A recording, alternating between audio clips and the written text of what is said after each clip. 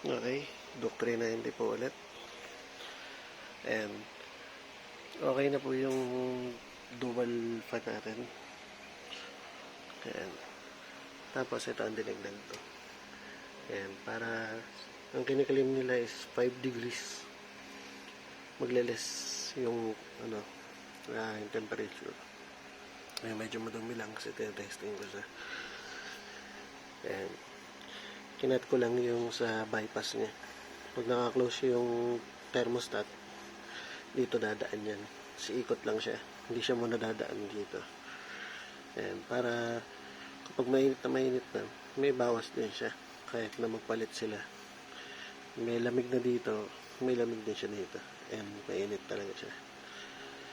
Ayan, nagli-leak test na lang ako. Ayan, medyo maliit siya ng konti. Kasi 18 mm lang yung circumference ng butas niya.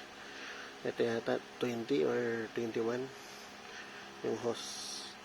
Ayan, kaya kailangan ikaklam talaga siya. Ayan, kaya medyo maluwag siya. Kaya higpitan ko na lang yung clamp. Ayan, pero makakahanap ka. So wala pa tayong makuha ganun kalaki. Pero okay lang yan. Reducer lang siya kumbaga.